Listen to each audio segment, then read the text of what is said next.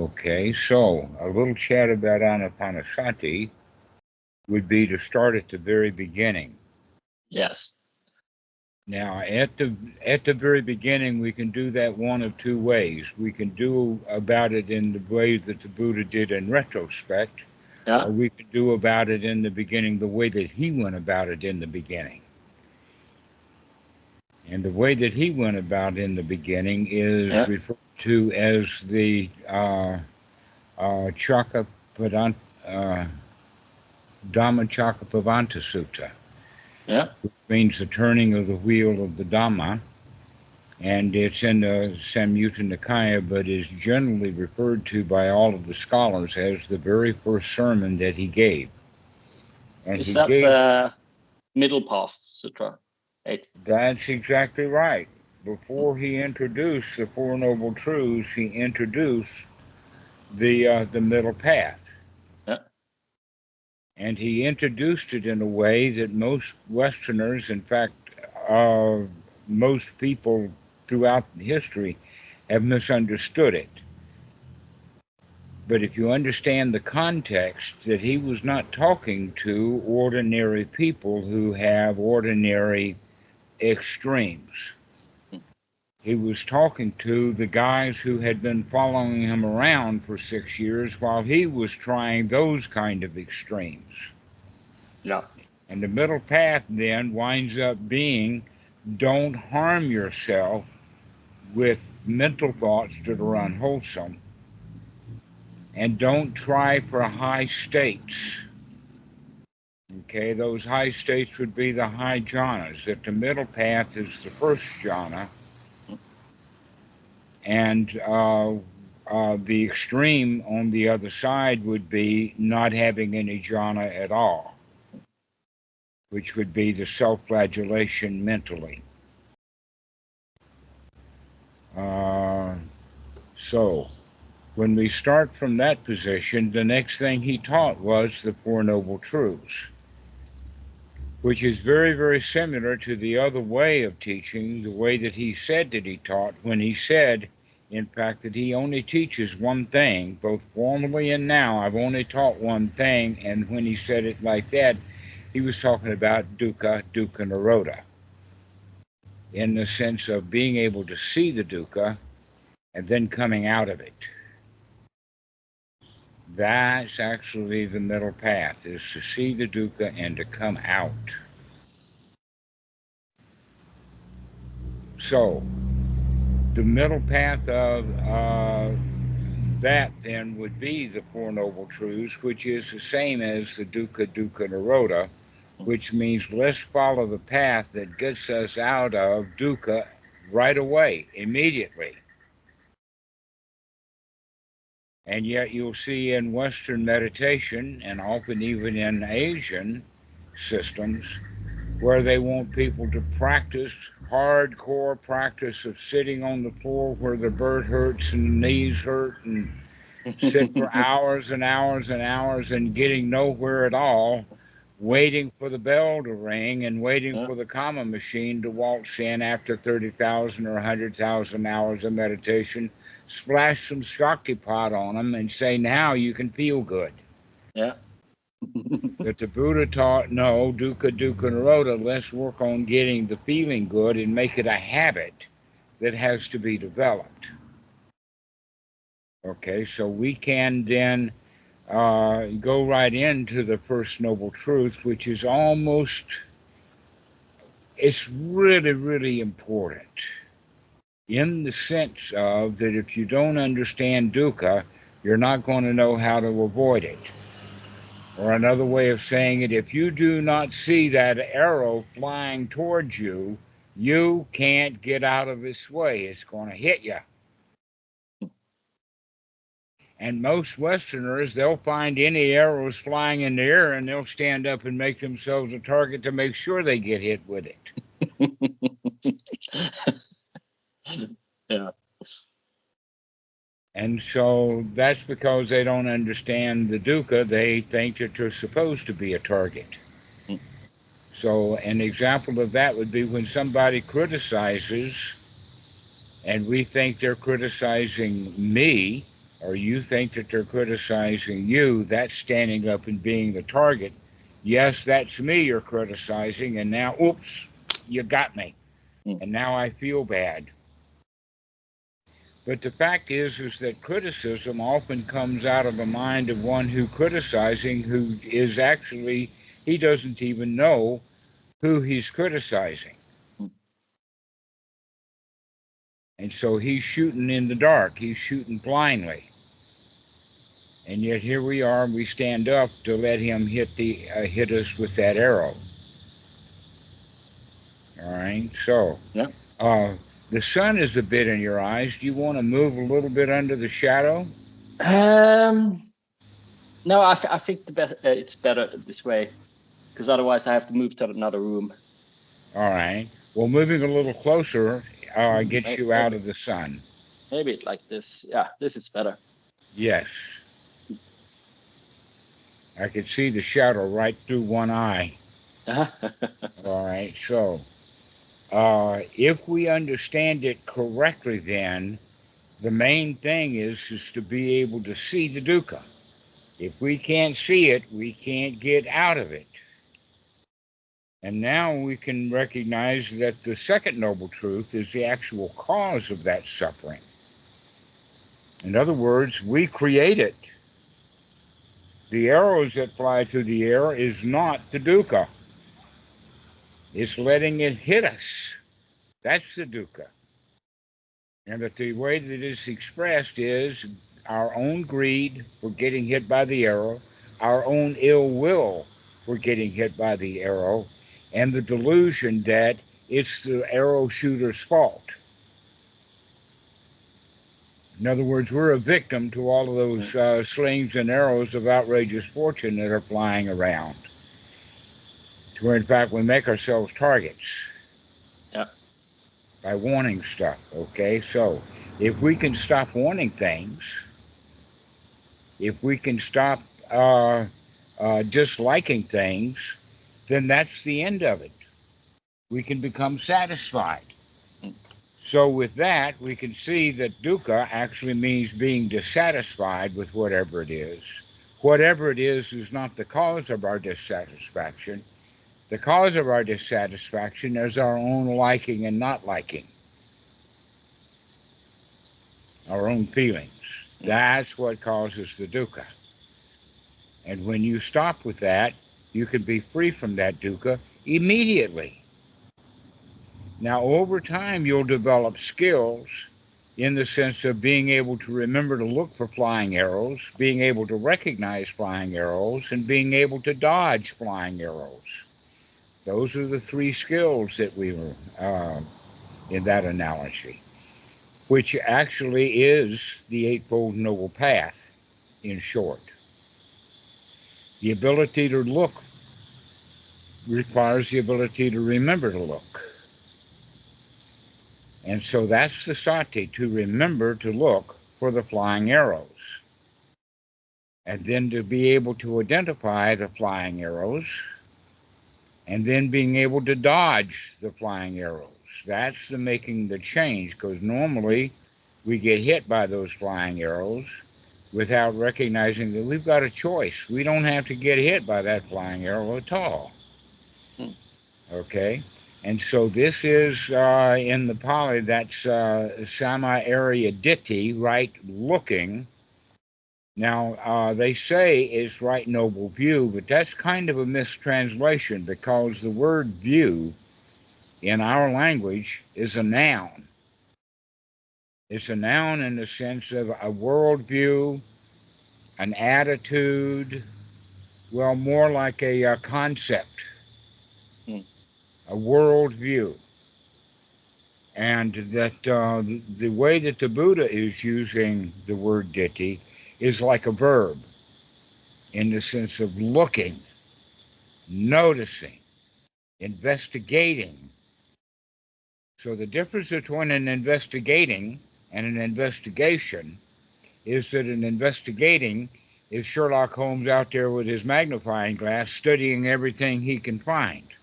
And an investigation is a file folder in a file drawer in the police station. It's dead. This is one of the cold files now. That's what a completed investigation is. And we don't have completed investigations. We're always in the state of investigating. Could right understanding be a better translation? Actually, no. No? No. Right understanding is a conclusion. Right investigating will lead to right understanding, but that right understanding will change. And if you're not investigating, you won't change along with it. For instance, turn at the next light, and we didn't see the light. And so we turn at the next one after that, which leads us to Chicago.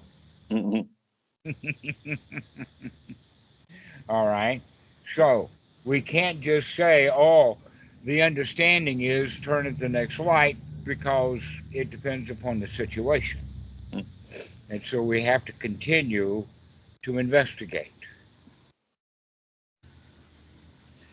which means we have to remember to investigate.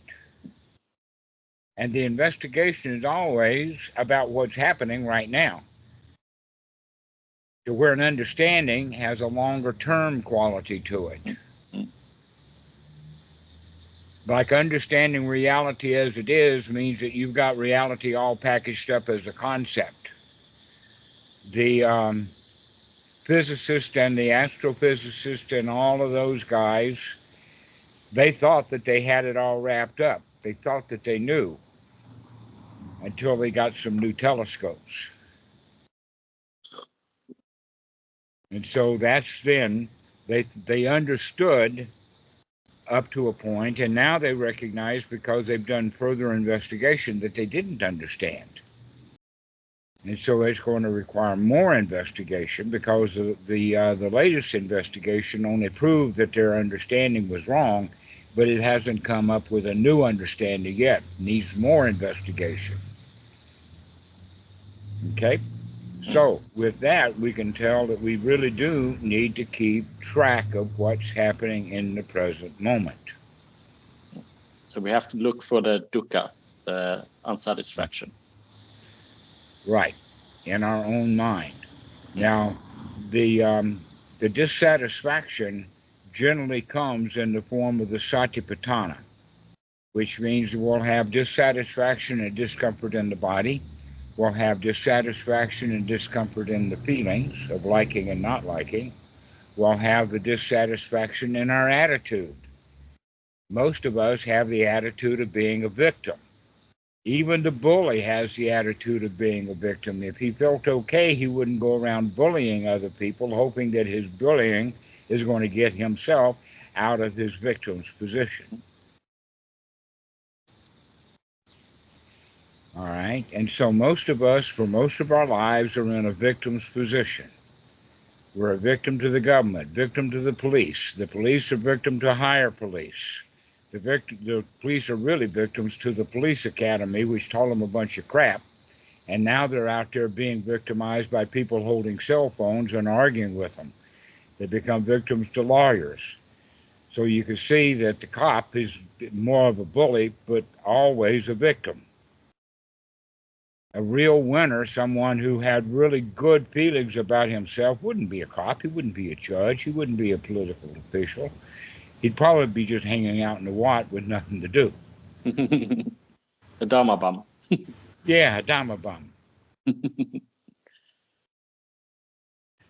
And so right noble viewing and right noble remembering will come to right noble effort, which Bhikkhu Buddhadasa then would say in the respect of right noble changing, to make a change, to get out of the way of those slings and arrows of outrageous fortune, especially the ones that we sling at ourselves and sling at others. So, with that as an introduction, knowing that we're going to be practicing the Four Noble Truths and the Eightfold Noble Path, we can now introduce Anapanasati as the Buddha's way to practice the Eightfold Noble Way. Could I just can we have a look at the second step of the Eight Noble Truth path? Right thought or right intention. Is that a correct? That's a bad translation. That's a bad translation too. All right. A much, much better way of talking about it would be right noble attitude. Attitude. All right. Which is also the right noble intention. But you can see why that they made the mistake of translating it as to thought, because the attitude will determine the thoughts. Victims don't have the kind of thoughts that winners have. Victims have the thoughts of, who can I blame for this mess? And real winners will see that, oh, I did that. Or better still, oh, there's nothing to it. The right noble thought is the bad translation. Right intention is going in the right direction, but staying with right noble attitude, which basically there are two attitudes with the spectrum between them. One is the attitude of being a victim, which means we're victimized by our circumstances, victimized by our parents, victimized by the rules that we hold dear, by our standards, by our ideals, by the way that we want to do things. And that when we come out of that, we can come into the attitude of, we've got this wired. There's nothing to it. Everything is easy peasy. Not a problem in the world. Yeah, so what if FileZilla doesn't work? That's not a problem. I don't even need it right now. I haven't needed it for years. Why do I need it now? I don't need it now. I'm just playing with it. So, this is where we begin with Anapanasati. That in fact, we've actually been talking about Anapanasati in a way, and that one, let us say, issue that many people have is they think of the 16 items on the list of Anapanasati are actually steps in the way that it should be done. That in fact, on one of the books that I have, way over on somewhere between page 207 and page 226, the Bhikkhu Buddhadasa says, this is the first thing that you need to do. But he wrote or actually he gave the talk in the order that Anapanasati is listed.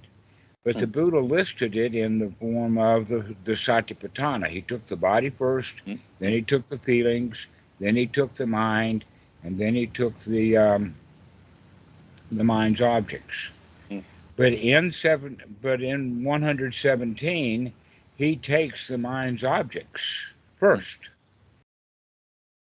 And which one is that?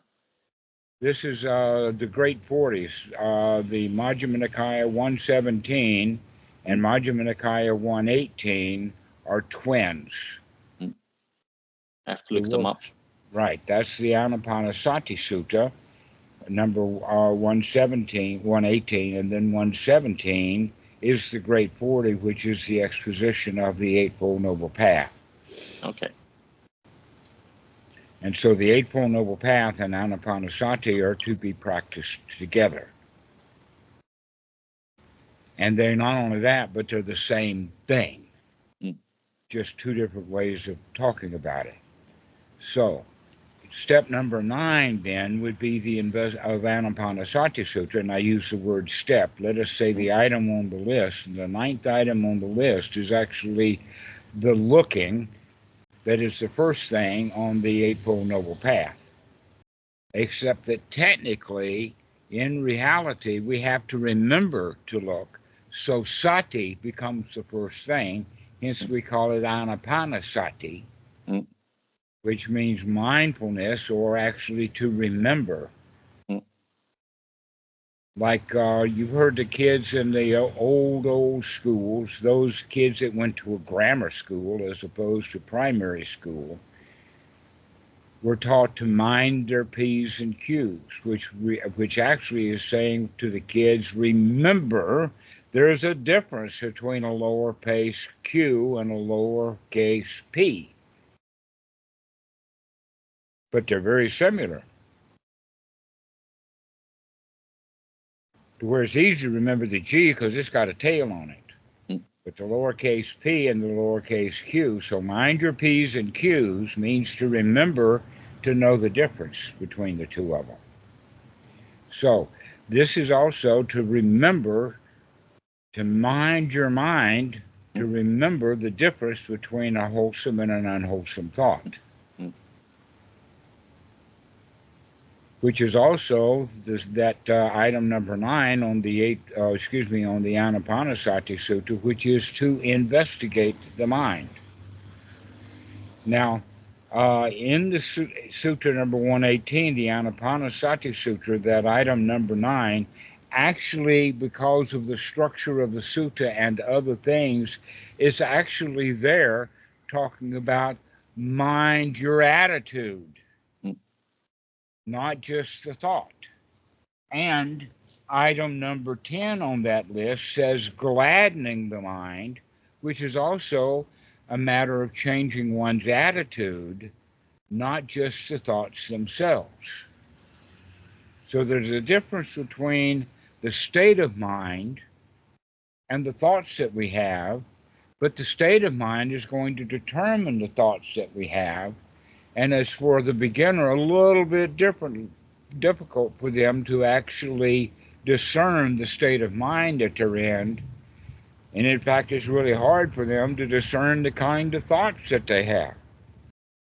So one of the things that I would recommend for students is to start listening to the language that you use. Because the language that we use comes out of the thoughts that we have, and the thoughts that we have are determined by the state of mind that we're in. So you can determine your state of mind by listening to your language. The talk. So, for instance, if I say you got to practice Anapanasati and you'll say, I'll try, that proves to me immediately that you're a victim, that you're expecting to fail. And there's a big difference between I'll try versus, yeah, I'll do that. Now that's an attitude of a winner. Also, words like hard, work, effort, strong effort, tension, anxiety, and all of those kind of words are coming out of a victim's mentality. And how do I is coming out of a victim's mentality, which is where almost everybody is almost all of the time. But when we're practicing correctly, when we're on our way to nobility, we begin to listen to the language that we're saying and begin to change and modify the language that we use. For instance, when I'm talking about FTP and FileZilla, remember that I said that I was playing with it. Just because I couldn't get it working doesn't make it hard. It's not work. I don't need it. I'm just playing with it. So you can see that that's the attitude of a winner. As opposed to, oh me, I can't get this thing to work, which is that's the state of mind of a loser. So listen to the kind of language that you use. That will determine for you to understand what kind of attitudes that you have and what kind of thoughts that you have. Then you can start investigating the thoughts directly, and eventually you'll start investigating the state of mind that you have directly, leading to you being able to investigate your feelings directly and making change to all of those things. So the first thing that we're going to do is start changing the thoughts that we have. And the thoughts that we have would be, this is hard, I gotta get some help, who can help me, what's the problem, all of those kind of unwholesome thoughts. and start changing them. Aha, I see you, unwholesome thought, is actually making a change. Aha, I see you is now seeing that thought, that unwholesome thought, as a toy to play with, as opposed to, oh, me, my mind wandered away. Oh, this meditation is so hard. Oh, I can't control my mind. Oh, what a monkey mind. You see all of those bad attitudes that people have, and you can hear those bad attitudes coming out in the kind of language that they speak and the kind of language that they use inside their mind. Yeah. So this is putting mindfulness to the fore, like the first step or the 0 step almost. Yes. Bringing mindfulness to the fore means begin to start watching what you're doing. Watch what you're saying. Watch what you're thinking. Watch the mental attitude that's underlying the kind of thinking that you're having, and watch how you feel. So an example of that is the student will come and says, oh, I have anxiety when I meditate. And my answer to that is actually a question, in the sense of, is this anxiety new or is it old stuff? And naturally the students are going to reflect and say, well, it's kind of old, but I only see it when I'm in meditation. And the answer to that is, great.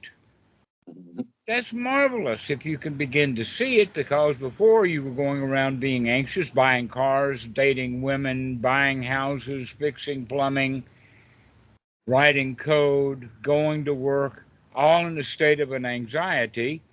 You didn't even know it. You were just a victim to the world without recognizing that that was your attitude. So you can change your attitude, but the way to do that is by changing the thoughts. And as we begin to change our attitude, we can also begin to change our feelings. Because someone who has a victim's position, the victimization is always based upon the feeling of fear, some sort of fear. Anxiety is a kind of a fear. But in fact, almost all of our negative feelings have fear as the base. When we're frustrated, we're afraid that we can't get our code working. We're afraid that we got ripped off. Or we're afraid we're going to get ripped off. Or we're afraid that we're going to lose something. And then anger is obviously fear. If you're angry, that's because you're afraid that you're being mistreated or you've lost something or that you're missing out on something or whatever like that. It's all based in fear. The same thing is true of sadness, the fear of loss, grief. I've lost something. What will I do without my mommy? Oh, poor me, she died. Who's going to do my laundry? And in that regard, we can see that, well, if we can come out of our fear, if we can see the fear and change it over and over again, we can begin to come out of our habit of fear, and then we'll have the other kind of emotion. The other kind of emotion of feeling safe and secure and comfortable and satisfied, feeling like a winner, having the attitude of everything is okay, that there's no work to do, there's nothing to be done, that everything becomes a joy, a toy to play with, because there's no fear involved. So this is the practice of Anapanasati. So now we can begin to talk about that gladdening the mind actually is changing our attitude. And that attitude change then begins to liberate our mind, and it also begins to collect the mind into instead of jumping all over the place like the monkey mind, we become cohesive. If we're afraid, we'll jump around trying to get rid of the fear. If we're anxious and have anxiety, we'll jump around trying to find the solution to the anxiety. But if there's no anxiety, no fear, there's no jumping around. And we become unified in the mind. The mind becomes stable, steady. All right? And so then we can bring in the issue of the feelings, and that the way that we talk about it is the two Pali words of Sukha and Piti. Now, Sukha is actually the exact opposite of dukkha. Now, this language that I'm using is actually the language that was in use in the time of the Buddha. He did not invent a lot of stuff, but he did make some slight changes to the definitions of the words. All right, and so dukkha was already there, sukha was already there. And in the Anapanasati Sutta, what we're saying is that if you can get yourself into a state of sukha, which is a state of satisfaction, then in that moment you have fulfilled the entire teachings of the Buddha, which is dukkha, dukkha, nirodha. So sukha means to be satisfied, because all that we're interested in doing is to stop being dissatisfied. Now, a whole lot of people, especially those that have been, let us say, influenced by a religion, they think that the things that are very, very good are very far away. Like heaven is in the heavens, it's in the sky. That God is in the sky, he's a sky daddy. He watches over you, but he needs very high quality binoculars to do that, because he's way far away. And so we see then that the actual teachings of the Buddha, which is referred to as enlightenment, is actually far away. But in fact, everybody, from time to time, most people rarely, but everybody occasionally, is satisfied. We get what we want and we're okay for a little while. Don't want anything. But most of the time, we immediately start wanting something else. Yeah, we just got an ice cream cone, but I want chocolate, not vanilla. Oh, I want a chocolate syrup on top. Oh, now I want sprinkles on it. And now I want a cherry on top. You see how quickly we move from, well, you had an ice cream cone. Why can't you enjoy an ice cream cone? No, I want more and more and more. And where's my cake? And so that's how we've gotten it. We're always wanting more and more and more. And when we can come to a state of satisfaction, that means that what we've got is all we need. It's okay. In fact, I'm quite all right without that ice cream cone. Don't even need that much. And you can see how so many people then become dissatisfied when all they've got was ice cream.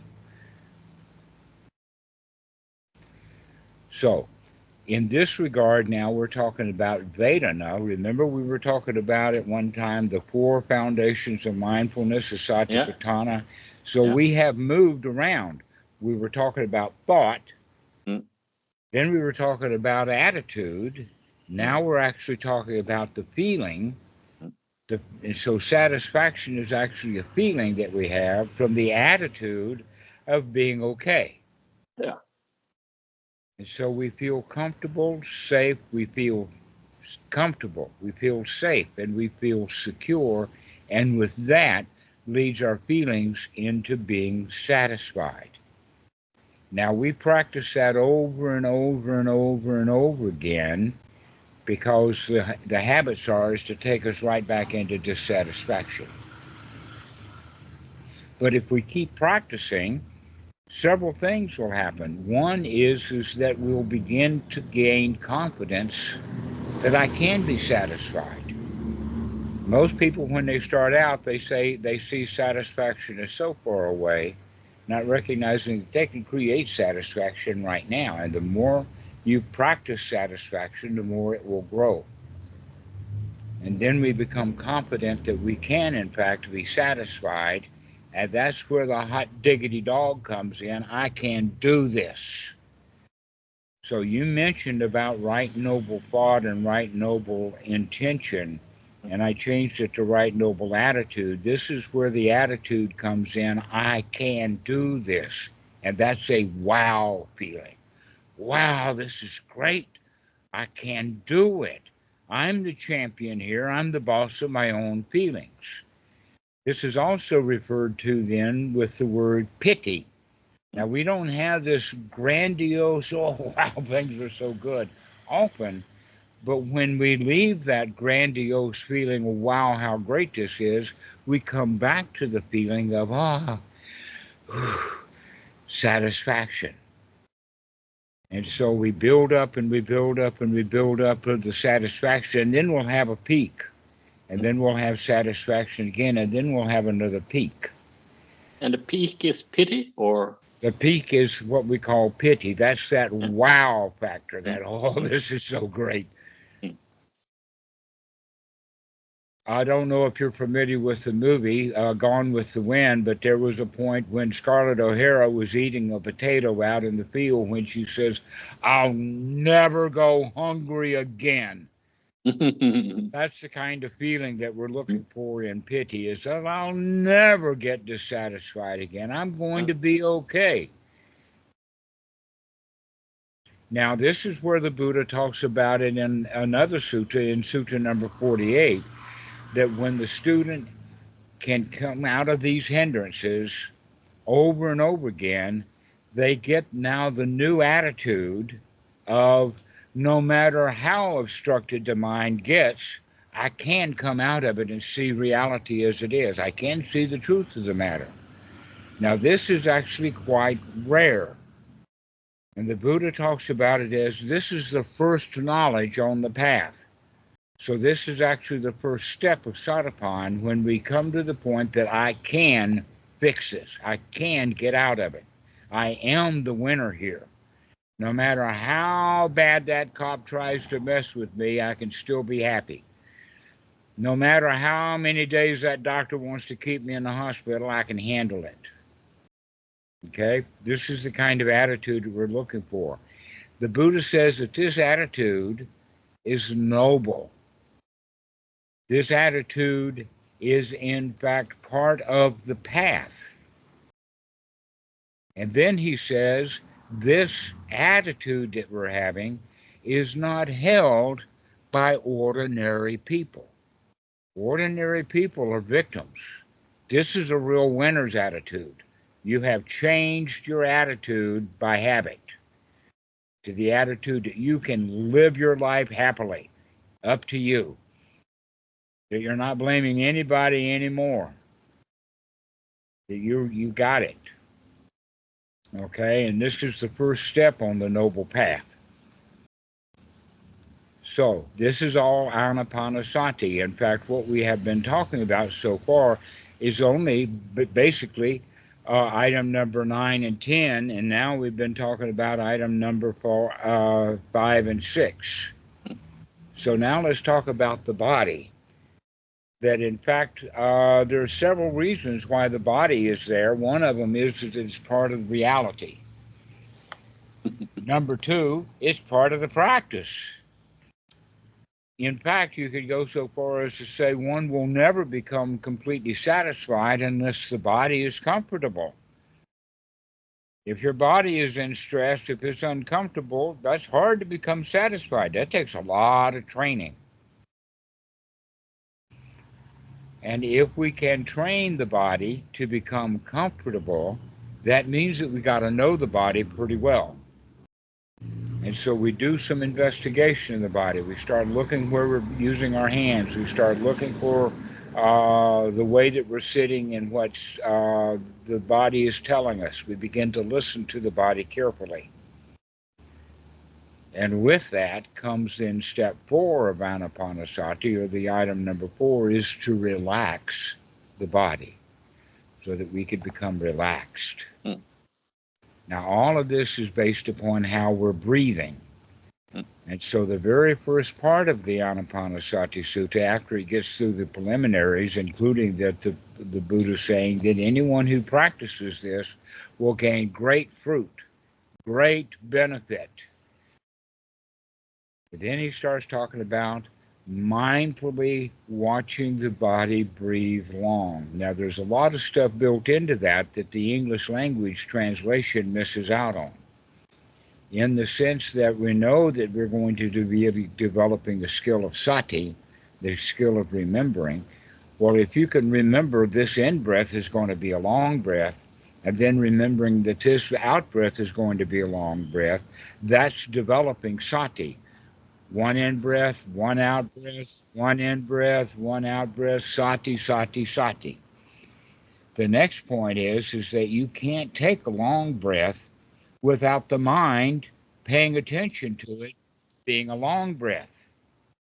So you're actually training the mind as you're breathing. You're developing several skills.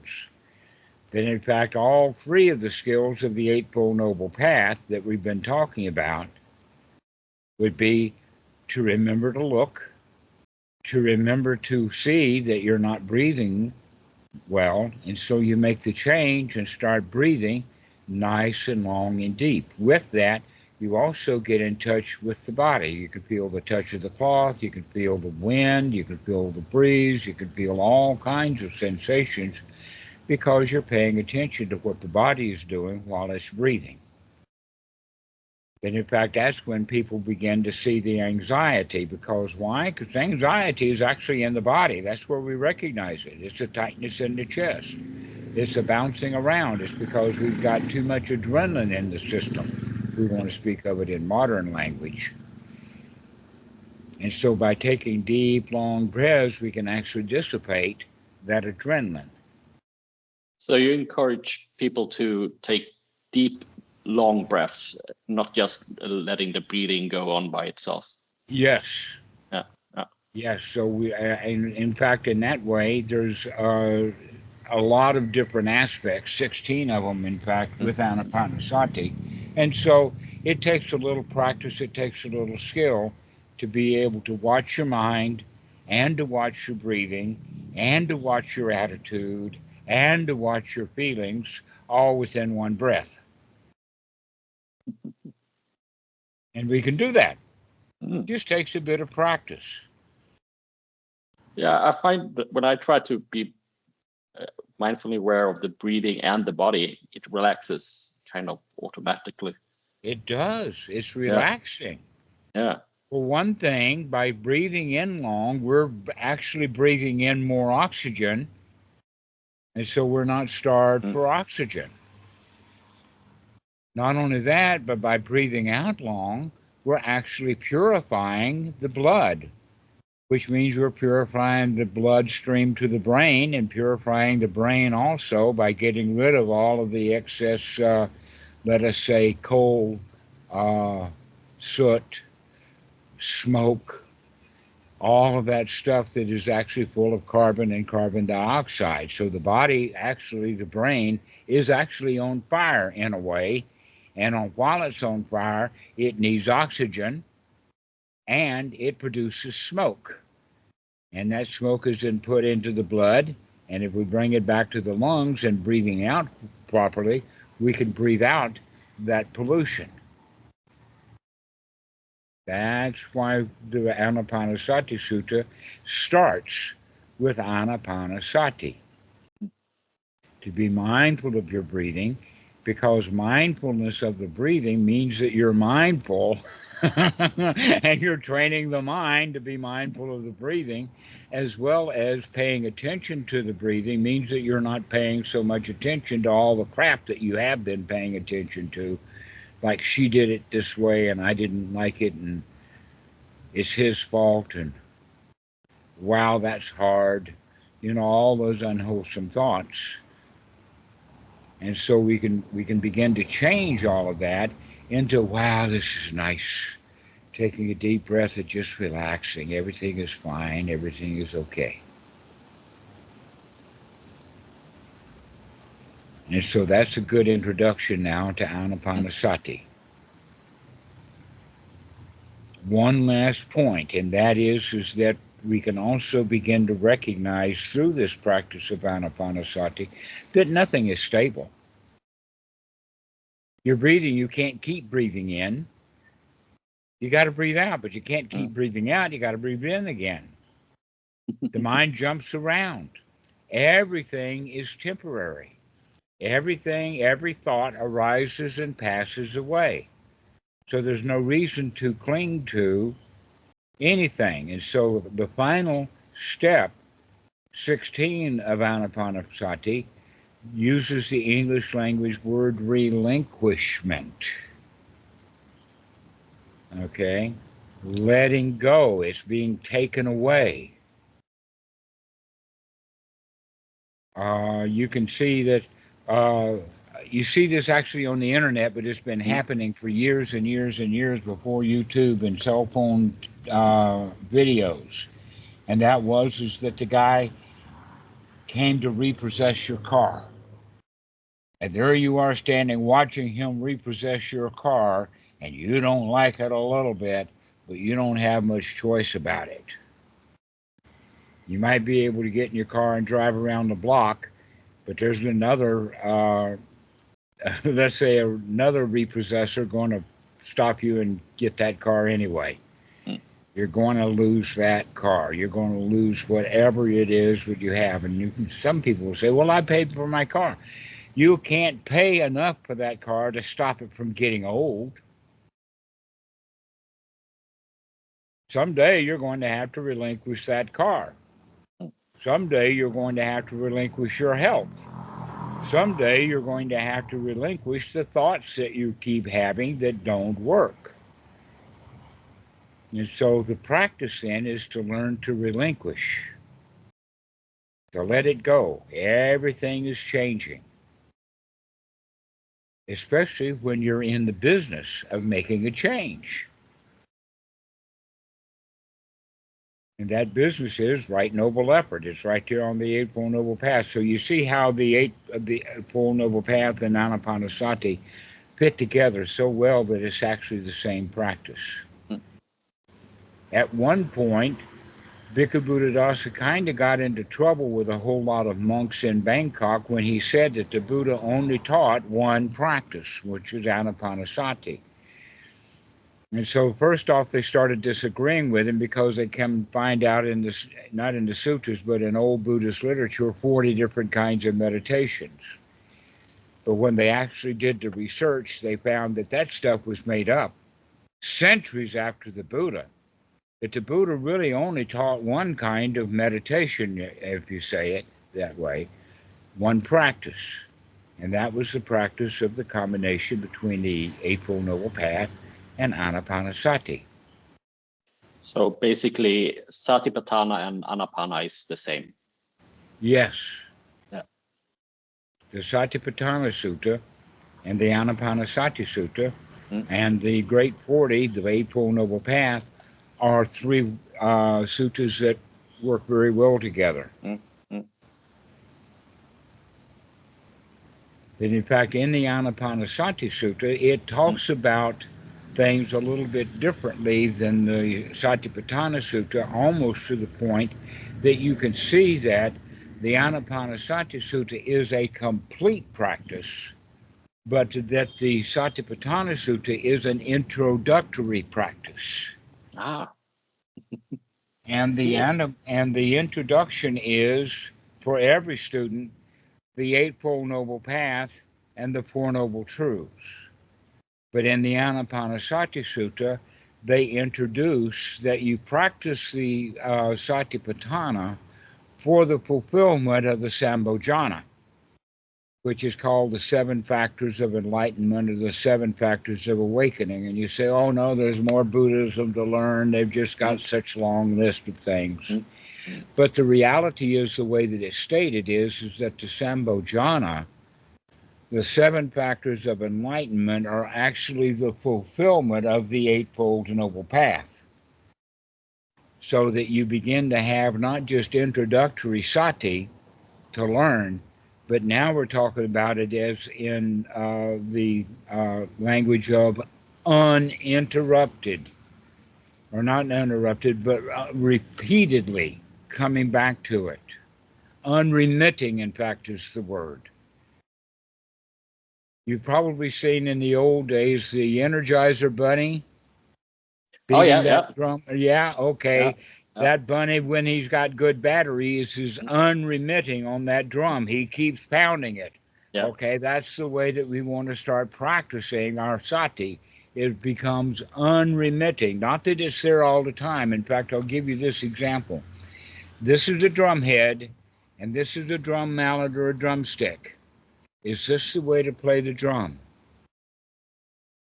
No. No. How about this? Dum, dum, dum, dum, dum, dum. Better. Right, okay.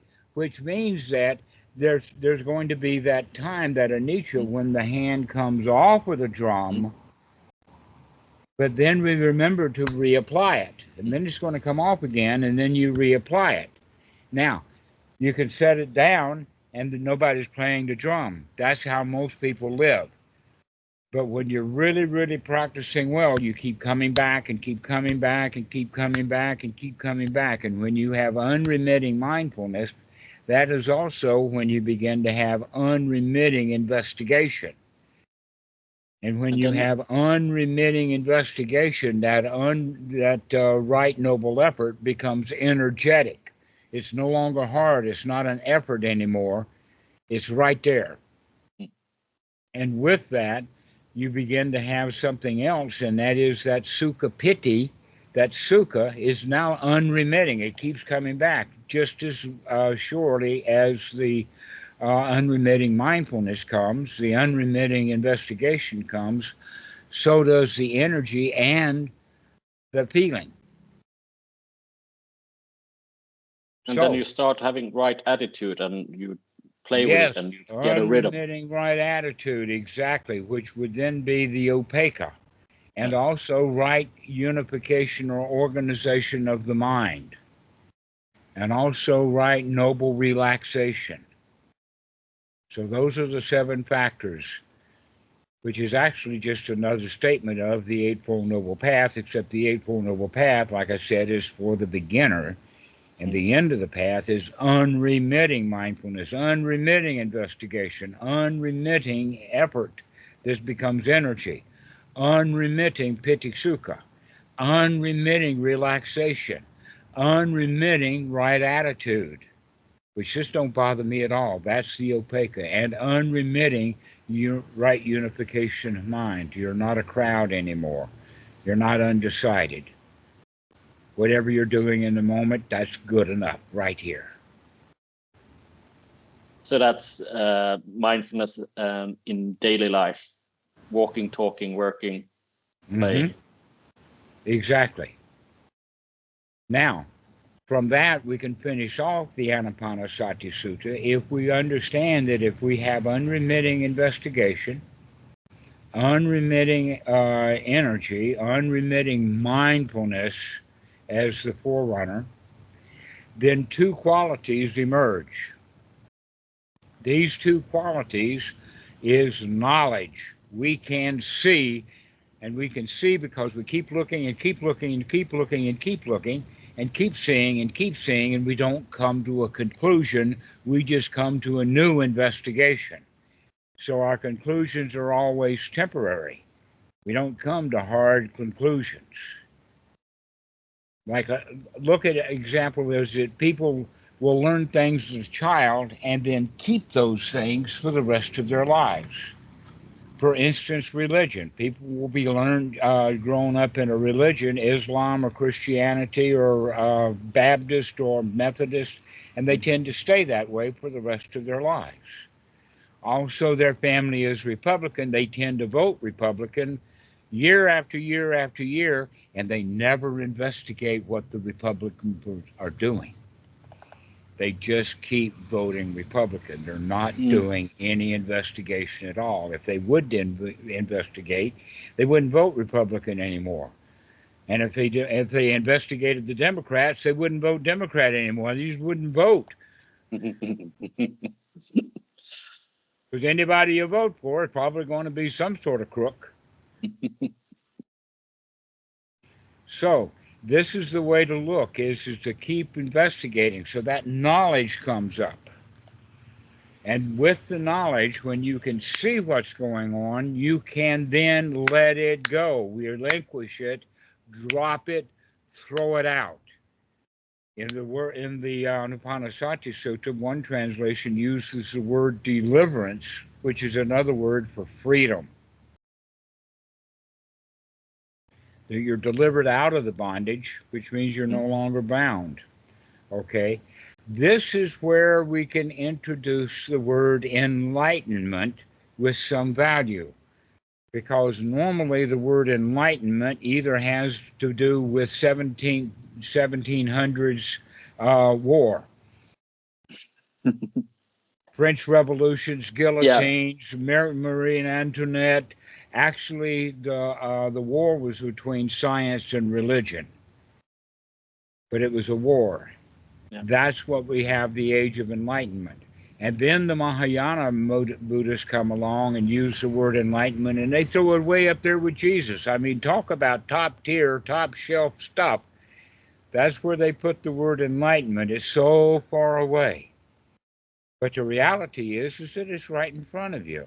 And so let's define the word enlightenment within the context of what we've just been talking about. And that is, the word enlightenment has the word light. The primary word is light. Throw a light on it. Shine a light on it. We've got some daylight on it here. That means the knowledge we can see because we're looking, we're throwing light on it. And then when we can see what's going on, we can do something about it with right noble effort. And that's the deliverance, which means that there's a new kind of light now, and that light is not heavy. When you drop something, it's not heavy. An example of that is this coffee cup heavy? Is it? Depends on how long you Huh? hold it. How long you hold it. Exactly so. It gets heavy over time, and the more we carry stuff around, the heavier it gets. And so if we just set that coffee cup down, it's not heavy. Because I'm not carrying it. It's not heavy. So this is the kind of enlightenment that we have, is the enlightenment to be able to see so that we can set down the burden. Knowledge and deliverance is the whole point, and that's the end of the Anapanasati Sutta. But guess what? That's also the end of the Great 40. That's why they call it, in fact, Great 40. It's not an Eightfold Noble Path at all. It's a Tenfold Noble Path. Why? Because we add that knowledge and deliverance on top of the 8. Yeah, I've seen that. Yeah.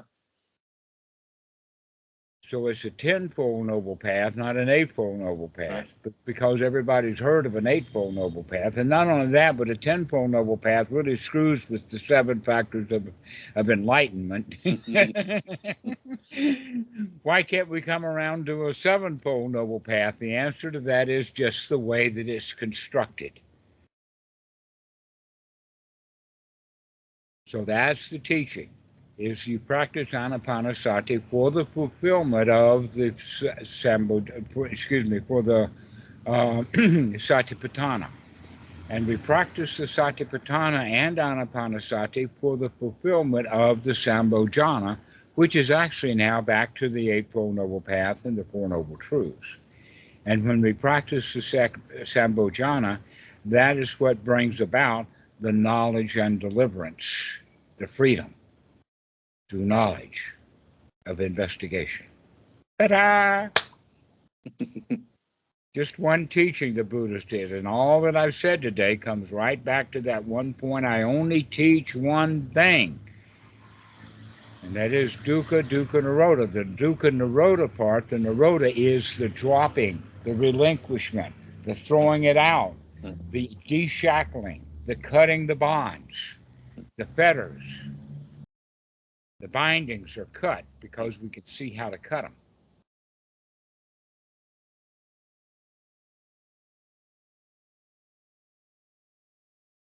You wanted Anapanasati, I gave you the whole sutta. Yeah, perfect. I think it's the best one I've heard so far. All right, do you have any questions about this? I think I've heard about, I don't remember what sutta that is, but there's a funny thing in it there that says that developing Anapana develops the Brahmaviharas. Actually, the way that it can be stated is that the practice of Anapanasati gains the result of the Brahmaviharas. That the Brahmaviharas are not a practice, they're the result of correct practice. that in fact the word upekkha there Mm. is that balanced mind, the one that's satisfied, that it's at rest, it's unified. But you can't practice upekkha. It's the result of the correct practice that includes the brightening of the mind, the gladdening of the mind, the investigation of the mind, the changing of the mind, the practice of sati, the practice of sukha, the practice of piti. This is the practice. So, in other words, we can also say that metta is not a practice, it's the skill that we develop by correct practice. That in fact, the way that metta is practiced in many places is a lie. Have you ever heard the phrase, "Oh, may all beings be happy, may all beings be free from suffering"? You can't fix all beings. You don't even know all beings. You can't even fix your own mind. How are you going to go fix those 7 billion minds? And that's just the humans. Mm. So that's a little out of bounds, that whole point. You can't fix it. It's very, very Mahayana in the way that it's expressed, the big boat, which leads also into the Bodhisattva vow, is may all beings be enlightened before me. Mm. And now you have, after 7 billion of them are already in, now you have about 10,000, maybe 100,000 bodhisattvas that are fighting with each other. No, you go next. I'm going to be the last one. Bunch of ego is out there, is what I see in the the Bodhisattva vow. Mm. Now, there's a difference between a bodhisattva and one who's taken the vow. Mm. An example would be there's a difference between a married man and one who is taking marriage vows. What's the difference? The man who's taking the marriage vows is probably going to break them and wind up in divorce. The married man, that's an attitude, not a vow. And so people who take vows of silence, in fact, have you seen the movie The Life of Brian? Yeah, I have seen it many times. Okay, Showed so it to you my know son. about the scene where they're chasing him around. Many of them have a sandal on a string held Yeah, by a stick, and yeah, he's running away from them. He falls into this pit and lands yeah, on an old rishi, yeah. and the rishi says, "Ouch." And Yeah, then he starts yelling because he had a vow of silence, and you made me break my vow. yeah.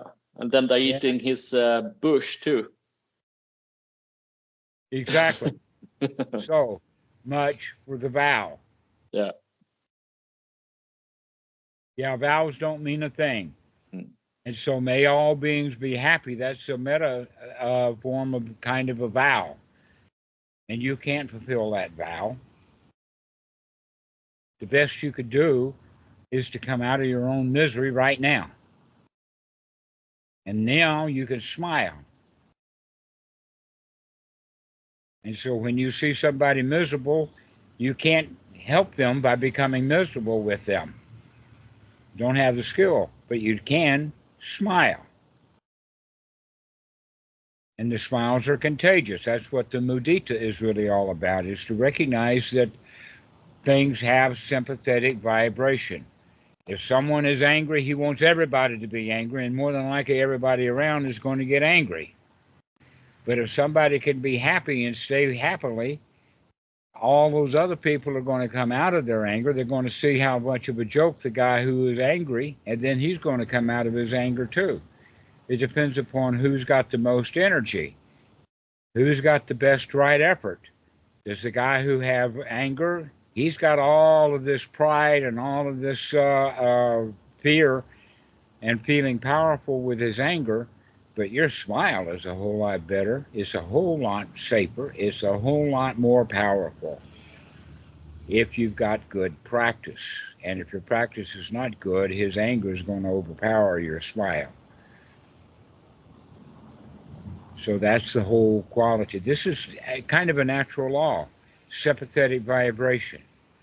When I was in music school, we had the example of you put a violin that's well tuned into an empty room, and then a trumpet player comes in and he plays a note, like the note A.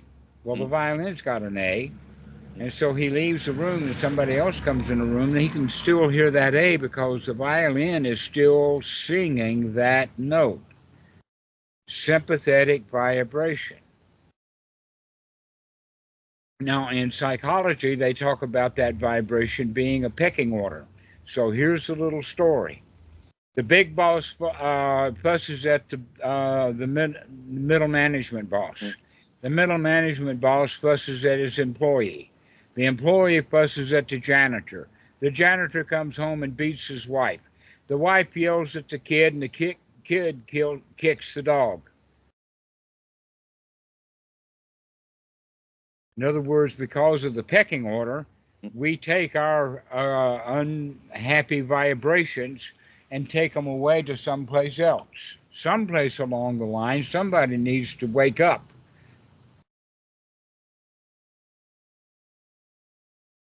And put that stuff to a stop and maybe turn around.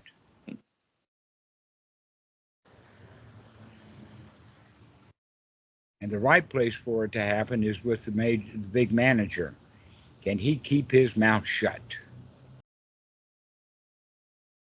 Or can the middle management boss say, "You're right. Everything is like, we'll get it all fixed, no problem." And then he doesn't have to go kick his employee. So that's the whole point about mudita. And that the best way to have mudita is by you being in control. You're the boss, and you have control over the way you feel. That you don't feel the way that everybody else is feeling. You don't pick up on their vibrations. You have your own. And yours is quite strong, and so your vibrations become the predominant vibrations. If you've got them. So that's what I have to say about the Brahmaviharas. Is that it's not a practice, it's the result of good practice. If you can't be friends with yourself, how can you be friends with others? If you can't be kind to yourself when you're messing up, how can you be kind to others when they mess up? But if you're kind to yourself, when you stop fussing at yourself because you screwed up, because by the way, screwing up is just a concept. And a better concept is, hey, we're having fun here. Here's another example of that. Grandma, who is quite wealthy, she gives her granddaughter a Barbie doll. Not a piece of plastic out of the dollar store, but a real high quality Mattel Barbie doll. $75, $150, who knows what Granny paid for that. And what does granddaughter do? She pulls the head off of the Barbie doll so she can change its dress. And what does rich Granny have to say about that? She don't like it a little bit because she only sees it from the point that she's, put money out, and now my granddaughter is destroyed. The granddaughter didn't destroy anything. She's playing with the doll she got. She's doing that quite happily. If Granny was a really good Granny, she'd go pull the arms off to make the dress come off even easier. Get out on the floor and play with her granddaughter. Who cares how much that Barbie doll cost? So that's the way to look at it. That's the mudita.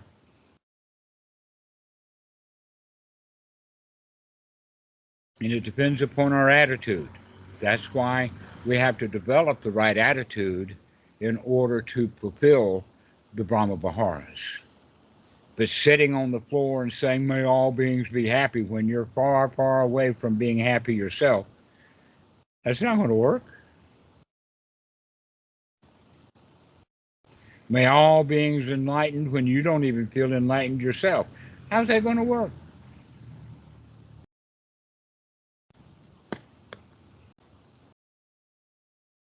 A better thing to say is, wow, Patrik, I give you the joy that you can feel as good as I do.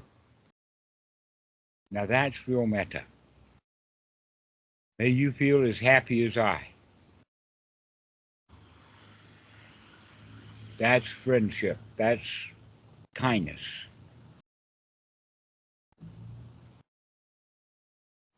But metta would be on the frame of, why can't you smile? Where's your joy?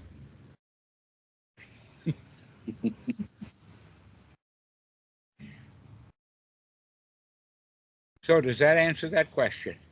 Yeah. All right. You have any others?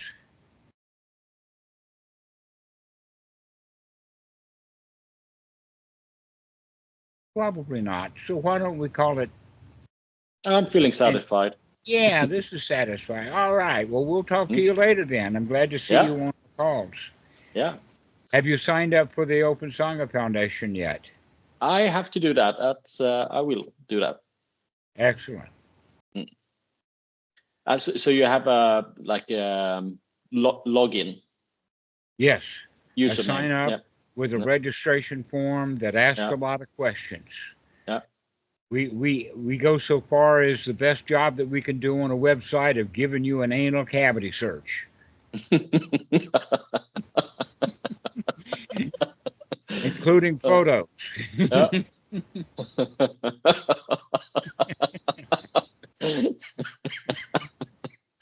Oh my God. Why? Because we're real, and we want people to be real on the website. We don't want a lot of sock puppets and people who are occasional. That this is actually going to be a real Sangha.